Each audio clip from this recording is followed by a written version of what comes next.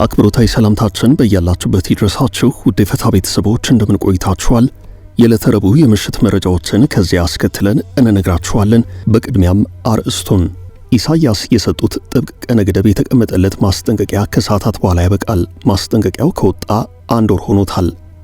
ከተባበሩት መንግስታት እስከ አፍሪካ ህብረት ከአረብ ሊግ እስከ ኢጋድ ቀጠሮ ከያዙበት የአዲስ አበባ ወሳኝ ውይይት ራሳቸውን አግልለዋል። ማናቸው? በምንስ ጉዳይ የተያዘው ቀነ ቀጠሮ ነበር የሚለውን በዝርዝር ተሰሙታላችሁ።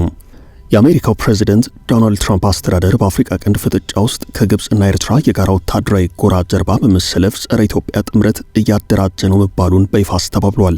በኢትዮጵያና ቀይ ባህር ጉዳይ በተነሳው ሰሞንኛ ውዝግብ ከአሜሪካ በኩል ይፋዊ ማብራሪያ ተሰጥቷል። በአሜሪካና ኢራን መካከል የሚካሄደው ጦርነት ቀጥሏል። ጦርነቱ ሳዑዲንም አካቶ ወደ ኢራቅም እየሰፋ ነው። በዛሬው ዕለት የወጣ አንድ መረጃም ይህን አመላክቷል። የአሜሪካና እስራኤል የአራት ወራት ድብደባን መና ያስቀራል የተባለ ትጥቅ ከቻይና ለኢራን ተጭኗል ስለመባሉ፣ በዛሬው ዕለት የኢትዮጵያ አየር መንገድ በኤርትራ ባንክ ውስጥ የታገደበትን ከፍተኛ ገንዘብ ማስመለስ አልቻልሁም ማለቱንና ሌሎችንም መረጃዎች አካተናል። እስከ ፍጻሜው አብራችሁን ቆዩ። በመሃል ሲኤምሲ አፍሪካ ኮንቬንሽን ሴንተር ፊት ለፊት ዘመናዊ ኮምፓውንድ መኖሪያ መንደር ከድሪም ቢልደርስ ሪል ስቴት በ30 ወራት የሚረከቡት በ10% ቅድመ ክፍያ እስከ 50% የባንክ ብድር አመቻችተናል። ባለ 1 መኝታ በ73 ካሬ 720 ሺህ ብር ቅድመ ክፍያ፣ ባለ 2 መኝታ በ106 ካሬ 1 ሚሊዮን ብር ቅድመ ክፍያ፣ ባለ 3 መኝታ ከ136 ካሬ እስከ 192 ካሬ 1.3 ሚሊዮን ብር ቅድመ ክፍያ አዘጋጅተናል። በውስጡ ባለ 5 ኮከብ ሆቴል፣ መኪና ማቆሚያ፣ 4 ሊፍት፣ ስታንድ ባይ ጄኔሬተር፣ መዋኛ ገንዳ፣ የልጆች መጫወቻና 4000 ካሬ የዌልነስ ሴንተር አለው። 100% ለሚከፍሉ 30% ቅናሽ። አሁኑን ይደውሉ። ስልክ 0919134154 ድሪም ቢልደርስ ሪል ስቴት። ህልሞን እንገነባለን።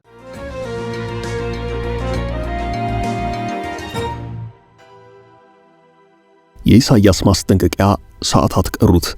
የፕሬዝዳንት ኢሳያስ አፈወርቂ መንግስት የአንድ ወር ጊዜ ብቻ ሰጥቻለሁ ያለበት የጊዜ ገደብ ሊጠናቀቅ ሰዓታት ብቻ ቀርተዋል። በተሰጠው ቀነ ገደብ መሰረት ጊዜው ከነገ ወዲያ ማለትም ጁላይ 31 2026 ወይንም ሐምሌ 24 2018 ይጠናቀቃል። ይህም በኤርትራ ብሔራዊ ባንክ በኩል እንዲወጣ የተደረገ ጥብቅ ትዕዛዝ በእጃቸው ያለ ከፍተኛ መጠን ያለውንና ለብዙ ጊዜም ያለ ባንክ ስርዓት የቆየውን የካሽ ገንዘብ በአፋጣኝ ወደ ባንክ እንድታስገቡ የሚል የነበረ ነው። ይኸው ሊጠናቀቅ ሰዓታት ብቻ የቀሩት ቀነ ገደብ የሚመለከተው የባንክ አካውንት ያላቸውን ዜጎች ብቻ ሳይሆን በባንክ ስርዓት ውስጥ ያልገቡትን ጭምር ነው። በአፋጣኝ የወጣው መመሪያ የባንክ አካውንት የሌላቸው ነገር ግን ከፍተኛ የቆየ የካሽ ክምችት በእጃቸው ያላችሁ ዜጎች የባንክ አካውንቱን በመክፈት በአፋጣኝ ገንዘቡን ወደ ባንክ ገቢ እንድታደርጉ የሚል እንደነበር ይታወሳል።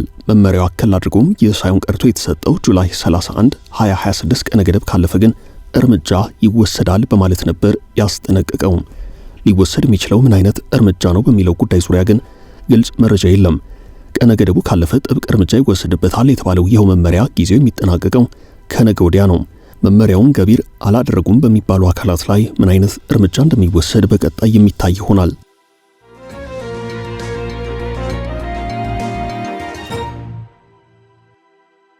የትራምፕ አማካሪ ስለ አስመራ ውይይት። የአሜሪካው ፕሬዝዳንት ዶናልድ ትራምፕ አስተዳደር በአፍሪካ ቀንድ ፍጥጫ ውስጥ ከግብጽና ኤርትራ የጋራ ወታደራዊ ጎራ ጀርባ በመሰለፍ ጸረ ኢትዮጵያ ጥምረትን እያደራጀ ነው መባሉን አስተባብለዋል። በኢትዮጵያና በቀይ ባህር ጉዳይ በተነሳው ሰሞንኛ ውዝግብ ከአሜሪካ በኩል ይፋዊ ማብራሪያ ተሰጥቷል። ይህ ሐሳብ የተሰጠው ታዋቂው ዓለም አቀፍ የዜና ወኪል ዲ አፍሪካን ሪፖርት ያስነበበው ዘገባና እርሱን ተከትሎ በተፈጠረው ውዝግብ ነው።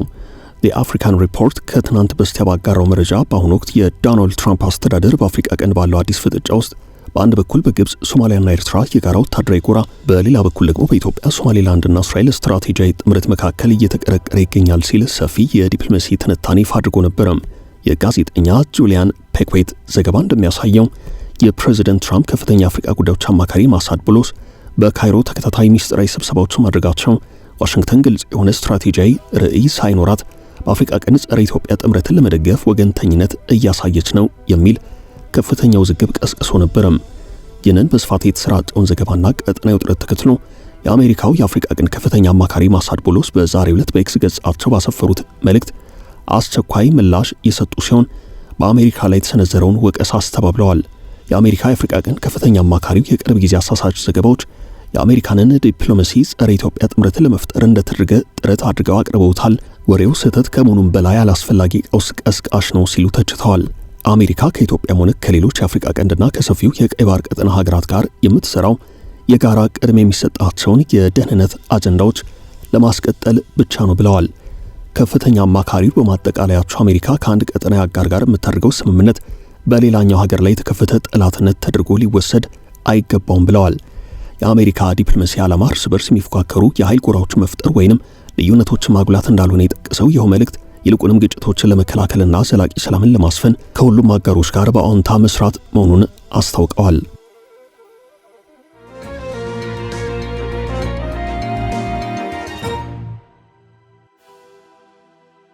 ከአዲስ አበባ ውይይት ራሳቸውን አገለሉም። የአዲስ አበባ ወሳኝ ድርድር ጥያቄ ውስጥ ገብቷል። የተባበሩት መንግስታት ድርጅት፣ የአፍሪካ ህብረት፣ የአረብ ሊግና የምስራቅ አፍሪካ በይነ መንግስታት ኢጋድ ተወካዮች ይገኙበታል ተብሎ የሚጠበቅ በድርድርና ምክክር መሃል ያለ ውይይት ነው። ይህ ምክክር በአሁኑ ሰዓት ከባድ ችግር ላይ ያለችውን ሱዳንን የሚመለከት ነው። ውይይቱን ለማካሄድ ታስቦ የነበረው በሱዳን ተፋላሚዎች መካከል ሳይሆን በሱዳን ሲቪል የፖለቲካ ኃይላት መካከል ነው። የቀድሞ የሱዳን ጠቅላይ ሚኒስትር አብደላ ሐምዶክ የሚመሩት የሱዳን ሲቪል ዴሞክራሲያዊ ህብረት የሚባለው አካል አንዱ የአዲስ አበባውን ውይይት ተሳታፊ ለመሆን ቀጠሮ የያዘ ስብስብ ነው። ሙባረክ አርዶል የሚባሉ ሌላ ሱዳናዊ የሚመሩት ሌላ ስብስብም አለ። ውይይቱ በመጪው ኦገስት 2 ወይንም ሐምሌ 26 በአዲስ አበባ እንዲካሄድ ቀጠሮ የተያዘለት ነው። በዚህ መሃል ግን በቀድሞ ጠቅላይ ሚኒስትር መሐመድ አብደላ ሐምዶክ የሚመራው ቡድን በአዲስ አበባ ውይይት ላይ ቅድመ ሁናቴ በማስቀመጥ አልሳተፍም ብሏል። ለሱዳን ትሪቢዩን ሐሳባቸውን የሰጡት የዚሁ ስብስብ ቃል አቀባይ ባሪክ ኢጃክ በሱዳን ከሁሉም በፊት የሰብአዊ የተኩስ አቁም ስምምነት ይገባል በማለት በእርሳቸው ቡድን በኩል የተቀመጠውን ቅድመ ሁናቴ አስረድተዋል።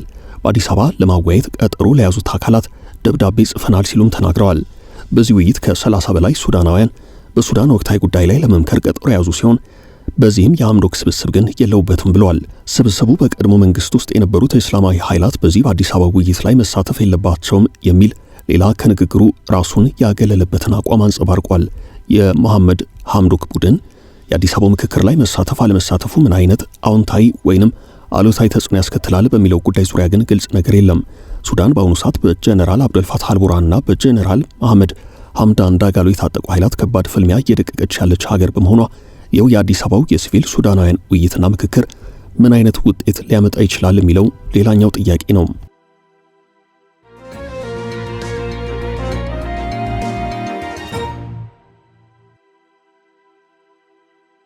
ለግብጽ ውንጀላ ከኢትዮጵያ የተሰጠው ምላሽ። ኢትዮጵያ በታላቁ የህዳሴ ግድብ ላይ በግብጽ የቀረበውን አዲስ ውንጀላ በሙሉ ውድቅ አድርጋለች። የኢትዮጵያው የውሃና ኤነርጂ ሚኒስትር ዶክተር ሀብታሙ ኢተፋ የካይሮ ባለስልጣናት ያቀረቡት አቤቱታ መሰረተ ቢስ ነው ብለዋል። ካይሮ እውነታውን ያላገናዘቡ ውንጀላዎችን ከመደርደር ይልቅ ወደ ድርድሩ ማዕቀፍ እንድትመለስ ጥሪ አቅርበዋል። ሚኒስትሩ ካይሮ በፕሮጀክቱ ላይ እውነታውን ያላገናዘቡ አቤቱታዎችን ከመደርደር ይልቅ ቀደም ሲል በተስማሙባቸው ማዕቀፎች መሰረት ወደ ድርድር ብትመለስ ይጠቅማታል ብለዋል። ከሰሞኑ ከፍተኛ የግብጽ ባለስልጣናት ግድቡ በግብጽ የውሃ ደህንነት ላይ ከፍተኛ ስጋት ደቅኗል ሲሉ አዲስ ወቀሳ የማቅረብ ዘመቻ ተጠምደውበት ነበርም። በርካታ ብዙሃን መገናኛዎችም መረጃዎችን አሰራጭተዋል። ይህ የኢትዮጵያ ፈጣን ምላሽ የግብጽን የዲፕሎማሲ ጫና ለማክሸፍ የወጣ ሲሆን አዲስ አበባ በተፋሰሱ ሀገራት መካከል ፍትሐዊና ምክንያታዊ የውሃ አጠቃቀም እንዲሰፍን ያላትን ጽኑ አቋም በድጋሚ ያሳየችበት ነው። በግብጽና በሱዳን መካከል ለዓመታት ይካሄድ የነበረው የሶስትዮሽ ድርድር ግብጽ በግድቧ ሞላልና አሰራር ላይ የላይኛው ተፋሰስ ሀገራትን መብት የሚገድብ አሳሪ ስምምነት እንዲደረግ ባላት አቋም ምክንያት ከተቋረጠ ሰነባብቷል። ሚኒስትሩ ሀብታሙ ኢተፋ የካይሮ ባለስልጣናት የጋራ ተጠቃሚነትን ከሚያረጋግጠውና በቅርቡ ስራ የጀመረውን የናይል ተፋሰስ የትብብር ማዕቀፍ ስምምነት ከመቃወሙተው በቀጠናው ዘላቂ ሰላምን ለመፍጠር በሰላማዊ ውይይት መስመር እንዲሰለፉ ጥሪ አቅርበዋል። ኢትዮጵያ፣ ግብጽና ሱዳን በታላቁ ህዳሴ ግድብ አስተዳደርና የውሃ ሙሌት ላይ ለዓመታት ድርድር አድርገዋል። ሆኖም ሁሉንም የሚያስማማ መቋጫ ላይ አልተደረሰም። የግድቡ ስራ ተጠናቆ ግድቡ የኤሌክትሪክ ኃይል እያመነጨ ይገኛል። ግብጽ በአፍሪካ ግዙፍ የሆነውን ግድብ ጉዳይ ባለፉት ዓመታት ለተባበሩት መንግስታት ድርጅት፣ ለአፍሪካ ህብረትና ለአረብ ሊግ በማቅረብ በኢትዮጵያ ላይ ጫና ለማሳደር ሞክራለች።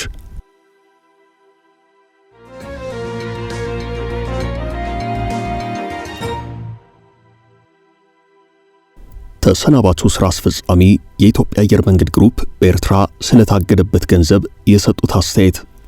የኢትዮጵያ አየር መንገድ በኤርትራ ባንክ ውስጥ የታገደበትን ከፍተኛ ገንዘብ በሁለቱ ሀገራት መካከል ባለው የከረረ ፖለቲካዊ ውጥረትና የህግ ሂደቱ በመቋረጡ ምክንያት እስካሁን ማስመለስ አልቻለም። ይህንንም የአየር መንገዱ ግሩፕ ዋና ስራ አስፈጻሚ መስፍን ጣሰው በዛሬው ዕለት ግልጽ አድርገዋል። አየር መንገዱ አሁን በኢትዮጵያና በኤርትራ መካከል ባለው ግንኙነት ጤናማ አለመሆን የተነሳ የተያዘበትን ገንዘብ ማስመለስ አልቻለም። ዋና ስራ አስፈጻሚው በአስመራ የነበረውን በረራ መቋረጥና የገንዘብ ዝውውር መገታት ተከትሎ ጉዳዩን በወቅቱ እዚያው ኤርትራ ውስጥ ወደ ፍርድ ቤት ወስደውት ነበርም። በአስመራው አስተዳደር በኩል ፖለቲካዊ ውሳኔ በመደረጉ ምክንያት ፍርድ ቤቱ ሕጋዊ እንቅስቃሴ ማድረግ እንዳልቻለና ሁኔታዎች እስኪረጋጉ ድረስ ለመጠበቅ መገደዳቸውን ተናግረዋል።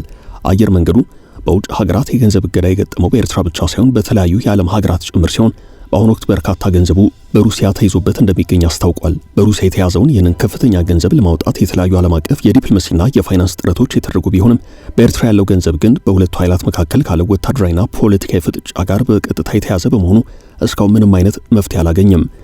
በሌላ በኩል በአየር መንገዱ በሀገር ውስጥ በረራዎች ዙሪያ አዲስ የአሰራር ለውጥ ማድረጉን የገለጸ ሲሆን በተለይም በበዓላት ሰሞን የሚደረገው የትኬት ዋጋ ከመደበኛው ዋጋ ከፍ እንዲል እንደሚደረግ አስታውቋል። እንደ ቁልቢ ገብርኤል፣ ላሊበላና ጎንደር ባሉ የሃይማኖትና የበዓላት ጉዞዎች ወቅት ወደ ስፍራው የሚሄደው ተሳፋሪ እጅግ ከፍተኛ በመሆኑ አየር መንገዱ የሕዝቡን ፍላጎት ለማሟላት አየር መንገዱ ተጨማሪ አውሮፕላኖችን ይመድባል። ይሁን እንጂ አውሮፕላኖቹ አድርሰው ሲመለሱ ባዶአቸውን የሚመለሱ በመሆናቸው የሚከሰተውን የኪሳራ ስጋት ለመሸፈን ሲባል በተጨመሩት አውሮፕላኖች የትኬት ዋጋ ላይ በግማሽ ወይንም በ50 በመቶ ያህል የዋጋ ጭማሪ ይደረጋል። ሆኖም ቀድመው በመደበኛው መንገድና በተለመደው የጊዜ ሰሌዳ መሰረት የጉዞ ትኬታቸውን የቆረጡ መንገደኞች ላይ ይህ የዋጋ ጭማሪ እንደማይደረግ ነው አየር መንገዱ የተናገረው።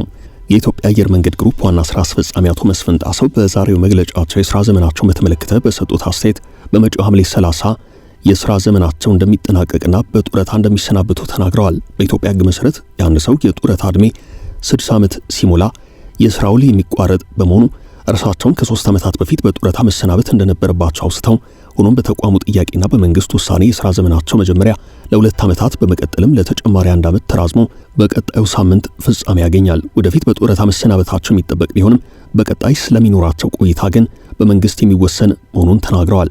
ይህ በዚህ እንዳለ የኢትዮጵያ አየር መንገድ ግሩፕ በ2025-26 የፈረንጆቹ የበጀት ዓመት አጠቃላይ ዓመታዊ ገቢው ካለፈው ዓመት ተመሳሳይ ወቅት ጋር ሲነጻጸር የ20 በመቶ እድገት በማሳየት 9.1 ቢሊዮን የአሜሪካ ዶላር ሆኖ ተመዝግቧል።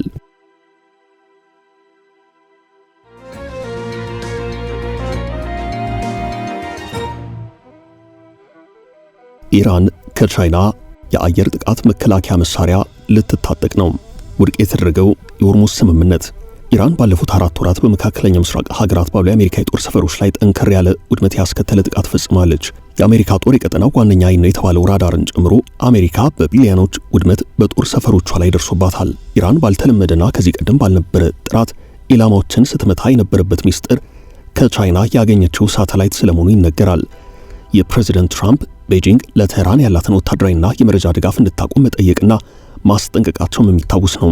ቤጂንግ ግን የትራምፕን ማስጠንቀቂያ ወደ ጎን በማለት ለኢራን አዲስ አቅም ያላብሳል የተባለ መሳሪያ ማቀበሏን እንደቀጠለች ብዙሃን መገናኛዎች ዘግበዋል። ባለፉት 4 ወራት አሜሪካና እስራኤል የኢራንን አየር መከላከል አቅም ማውደማቸው ሲነገር አሁን የተለፋበትን ብዙ የወጣበትን የሁለቱን ሀገራት ዘመቻና ውጤት የሚቀለብስ መሳሪያ ኢራን ከቻይና አግኝታለች ተብሏል። ኢራን ከቻይና ያገኘችው መሳሪያ በሰው ትከሻ የሚንቀሳቀስ በሁለት ሰዎች ብቻ ጥቅም ላይ የሚውል ከምድር ወደ ሰማይ የሚወነጨፍ ነው። የአንዱ መሳሪያ ዋጋ ከ60 እስከ 70 ሚሊዮን ዶላር የሚገመት ነው። ኢራን የዚህ መሳሪያ የመጀመሪያ ዙር ምርት ከሰሞኑ ደርሷታል። ቴህራን ይህንን መሳሪያ ከ300 እስከ 400 በሚሆን ብዛት እንደምትታጠቅ የተነገረ ሲሆን መሳሪያው መደበኛውን የአየር መከላከያ ግዙፍ ስርዓት በትንሽ አቅም የሚተካ ነው። ማንፓድስ የሚባል ምድብ ያለው መሳሪያው በሙቀት ልየታ ኢላማ የሚመታ ኢንፍራሬድ ጋይድድ ሚሳይል የሚሰኝ ሲሆን ኢራን ይህንን መሳሪያ ተቀማጭነቱን በሆንግ ኮንግ በሆነው ዞንቺንግ ቦሻንግ ኢንተርናሽናል ኢንቨስትመንት በሚሰኝ በሶስተኛ ወገን አሻሻጭ በኩል ከቻይና ሸምታለች። ኢራን በአሜሪካና እስራኤል ጥቃት በሙሉ የፈራረሰባትን የአየር መከላከያ ስርዓት በከፍተኛ ሁኔታ የሚተካ አቅም ነው ያገኘችው። በሰው ትከሻ ላይ በቀላሉ ጥቅም ላይ የሚውለው የአየር መከላከያ ስርዓቱ ፈልጎና አድኖ ለማጥፋት ለአሜሪካና እስራኤል ከባድ ይሆንባቸዋል። የመጀመሪያው ዙር መሳሪያ ከምዕራብ ቻይና ተነስቶ ወደ ፓኪስታን ከዛም ወደ ኢራን ይገባል ተብሎ ነው የሚጠበቀው። ወታደራዊ ተንታኞች ኢራንን በከፍተኛ አየር ላይ ከሚመጣ ጥቃትና ከከባድ ድብደባዎች ይህ በትከሻ የሚንቀሳቀሰው መሳሪያ ማስጣል ባይቻለውም በፈጣኑ መንቀሳቀስ መቻሉ የኒውክሌር ተቋማትን የወታደራዊ ሰፈሮችን ለመጠበቅ አቅም ይፈጥራል ብለዋል። ይህ በዚህ እንዳለ ኢራን በሆርሙዝ ያላትን ቁጥጥር በሳምንቱ ያጠባበቀች ሲሆን ሆርሙዝን ለማስተዳደር የቀረበ እቅድን ውድቅ አድርጋለች። እቅዱ የወጣው የቀጠናው አጋር በሆነችው ኦማን ሲሆን ሰርጡን በጋራ ለማስተዳደር ያለመ ነበረም። ቴህራን ግን የስምምነቱን ሐሳብ ውድቅ አድርገዋለች። ኦማን እቅዱን ያቀረበችው በርከት ያሉ የገልፍ ሀገራትን አስማምታና አግባብታ ነው። በሆርሙዝ የቀጠለው የንግድ መርከቦች እንቅስቃሴ እክሉ እስከ ወዲያኛው ለመፍታት ያለመ ነበረም። ኦማን ይህንን እቅድ ያወጣችው በእስያ ያለውን ማላክ የንግድ መርከብ መስመርና አስተዳደሩን ሞዴል በማድረግ ሲሆን ኢራን ይህንን አልቀበልም ብላለች። በእቅዱ የንግድ መርከቦች ከግዴታ ይልቅ የውዴታ መዋጮ ለሰርጡ አስተዳደር እንዲከፍሉ የሚደረግ ሲሆን የንግድ መርከቦች ሰርጡን ሲያቋርጡ በሚቀበሉት የአቅጣጫ ናቪጌሽን አገልግሎትና የደህንነት ጥበቃ አገልግሎት ላይ ብቻ የተወሰነ የውዴታ ክፍያ እንዲፈጽሙ ሲያደርግ ኢራንን ሰርጡን በተግባር እንድትቆጣጠር ያስችላታል። ቴህራን ይህንን እቅድ ውድቅ አድርገዋለች። የኢራን ምክትል የውጭ ጉዳይ ሚኒስትር የኦማንን እቅድ ገቢራዊነቱ የሚጎድለው መሬት ላይ ያለውን እውነታ ያላገናዘበ በመሆኑ ነው ብለዋል። ዋሽንግተን ደግሞ በሆርሙዝ ማንም ምንም አይነት ክፍያ መፈጸም የለበትም ብላለች። የኢራን ኢስላማዊ አብዮታዊ ዘብ በሳምንቱ 3 የነዳጅ መርከቦች ላይ ጥቃት የፈጸመ ሲሆን የነዳጅ ዋጋ በሳምንቱ በዓለም ገበያ $3 እንዲጨምር ሆኗል።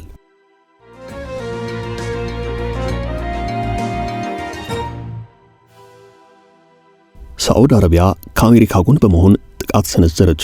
ለ13 ቀናት ያህል ኢራን ላይ ከባድ ድብደባ የፈጸሙት ፕሬዚደንት ትራምፕ ጥቃቱን አቁመን ወደ ዳግም ድርድር ገብተናል ቢሉም በዛሬው ዕለት ኢራን ዮርዳኖስ የሚገኘውን የአሜሪካንን ወታደራዊ ተቋም በተከታታይ ሚሳኤል እንዳጠቃች እያስታወቀች ነው።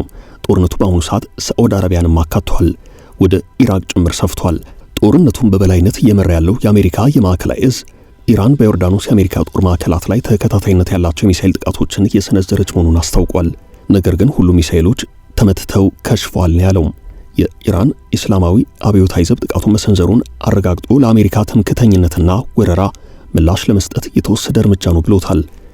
በዚህ መሃል ሳዑዲ አረቢያ የአሜሪካንን ድብደባ መቀላቀሏን የተሰማው ቢቢሲ እንዳወጣው ዘገባ ከሆነ የሳዑዲ ተደርቦ የማጥቃት እንቅስቃሴ በቀጥታ ኢራን ላይ ያነጣጠረ አይደለም።